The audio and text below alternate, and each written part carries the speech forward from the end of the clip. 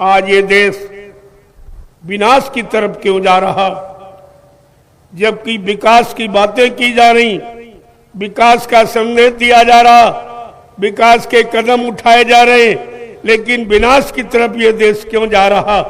क्या इस पर किसी ने विचार किया है?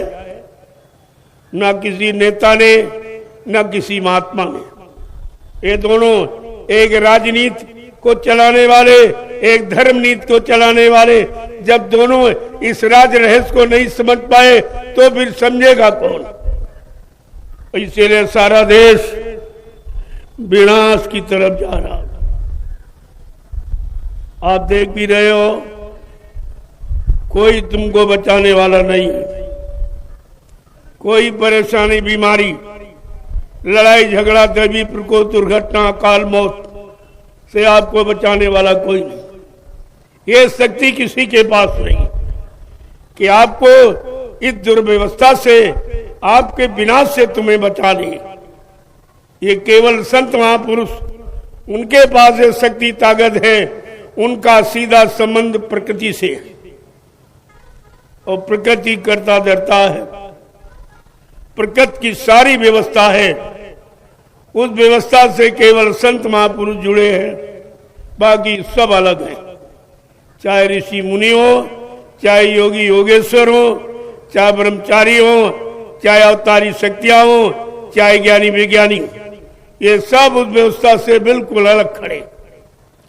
और इसीलिए इनके द्वारा कोई काम नहीं, कोई व्यवस्था यहां नहीं बना पाए। लोगों को पाप कर्मों से मुक्ति नहीं दिला पाए। लोग गंदे खान पान से नहीं बच पाए, गंदी संग सोबत से नहीं बच पाए, गंदे कर्मों से नहीं बच पाए। तो फिर किया क्या गया? जब ये काम किसी ने किया नहीं, समाज का विकास इन्हीं के द्वारा होता।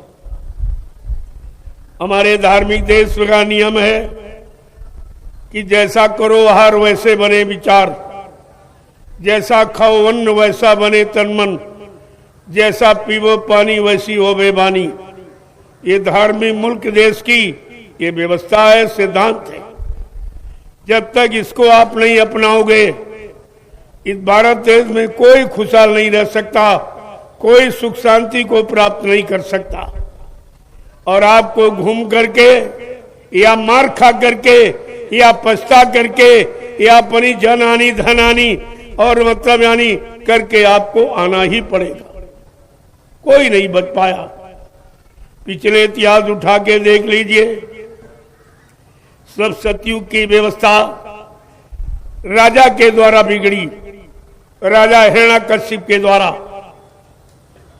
और वो धर्म कर्म से अलग हो गया, भगवान के नाम को भूल गया, भगवान के नाम का विरोधी, अपने यानी पुत्र प्रहलाद भक्त का विरोधी बन गया, तो विनाश हो गया। ये विनाश का कारण है। ऐसे त्रेता आया तो भगवान राम नाम को कोई नहीं सुने। वो विद्वान ब्राह्मण रावण 4 वेद 6 7 18 पुराणों का ज्ञाता, उत्तम कुल पुलस्त कर नाती, शिव बिरंच पूजे वो भांति। इतना कुलीन ब्राह्मण यानी पुलस्त ऋषि के परिवार का, जिसने अपनी अखंड साधना आराधना से ब्रह्मा विष्णु महादेव को अपने बस में कर दिया था। लेकिन बेचारा समय के जगाए नाम की महिमा को नहीं समझ पाया। जो ऋषि मुनियों ने राम नाम जगाया, उस राम नाम की महिमा को नहीं समझ और विरोधी बन गया। भगवान के नाम का विरोधी वो कभी सलामत नहीं रह सकता, कोई हो। वो तो मैं राजा की बात कर रहा हूं। अगर प्रजा विरोधी हो जाएगी, प्रजा का नाश हो जाएगा। कोई जात वाला विरोधी हो जाएगा, उसका विनाश हो जाएगा। ये विनाश पे जाने की स्थिति है। जब द्वापर आया, जो भगवान का कृष्ण नाम जगाया गया, कृष्ण नाम की विरोधी वो राजा कंस बन गया। इतिहास से ये पता चलता है कि जब जब राजा धर्म का विरोधी, भगवान के नाम का विरोधी और भगवान की सच्ची व्यवस्था का विरोधी बन गया तो उसका विनाश हो गया। क्या वर्तमान सरकार ने पिछले इतिहासों को नहीं पढ़ा? पिछले राजाओं के उस मान्यता को नहीं समझ पाया जो विरोधी, भगवान का विरोध, भगवान के नाम का विरोध, भगवान की सच्चाई, सर्व सुख, सबको सुख शांति देने वाली व्यवस्था का विरोध जिसने किया, हमारा इतिहास कह रहा उसका विनाश हो गया। कम से कम ये तो पढ़ ही लेना चाहिए। तुम कहते हो हम धार्मिक हैं, हमारा देश धार्मिक है, हमारी सत्ता आज धार्मिक है, लेकिन वो धर्म से कितनी दूर खड़ी है। वो धर्म की परिभाषा ही भूल गई कि धर्म किसे कहते, मानव धर्म क्या, मानव कर्म क्या, मानव जाति क्या है। ये तो लोगों की समझ में नहीं आया और न ज्ञानी ध्यानियों ने आपको बताया। धीरे धीरे धीरे ये सब जब भूल गए अच्छाई सच्चाई नीति को, तो सब बेचारे मुसीबतों में फंस गए। आप कितने दिनों से पूजा पाठ कर रहे हो, कोई बीमारी कम हुई, कोई पारस्परिक लड़ाई झगड़ा कम हुआ घरों का, कोई मारकाट हिंसा कम हुई, कोई चोरी डकैती कत्ल बलात्कार कम हुआ, कोई टैक्स महंगाई कम हुई, ये तो कोई बेरोजगारी कम हुई। ये तो आपको देखना समझना चाहिए कि जब जब ये बढ़ा तब तब विनाश हुआ। आज ये विनाश की स्थिति की तरफ क्यों जा रहे?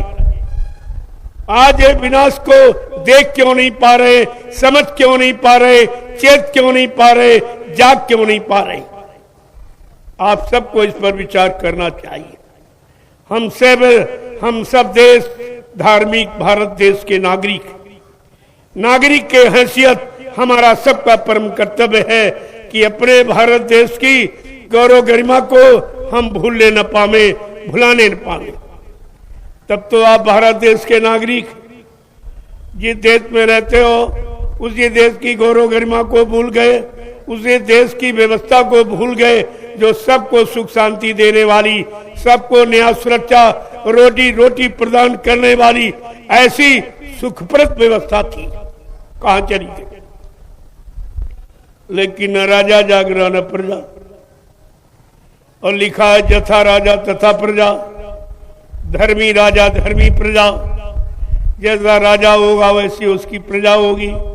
अगर राजा धार्मिक है तो निश्चित पर प्रजा को धर्म के रास्ते पर खड़ा करेगा, उसके अंदर धार्मिकता के अंकुरण पैदा करेगा, उसके अंदर धर्म नीति यानी पैदा करके और धर्म की तरफ उसको अग्रसर करेगा। लेकिन ये तो कुछ नहीं दिखाई दे, बिल्कुल सब विपरीत। इसीलिए इतिहास में लिख के रखा गया कि कोई व्यक्ति भूल ले न पावे कि ये स्थिति कब बदलती है, भगवान मानव रूप में कब आता, वो समय स्थिति परिस्थिति कौन सी होती है। क्या लिखा है कि जब जब हो ये धर्म की हानि और बाढ़े आंसू रे अधम अभिमानी, कि तब तब प्रभु इधरी मनुज शरीरा और हर ही कृपा निधि सज्जन पीरा। इतिहास क्या कह रहा है?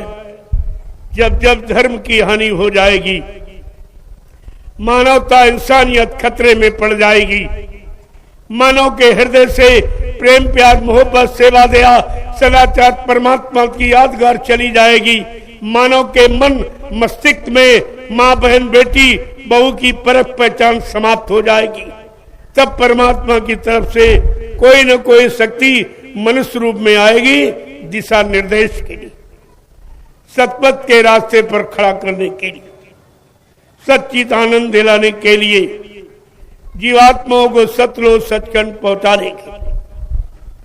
आपको तो इतिहास को संभाल के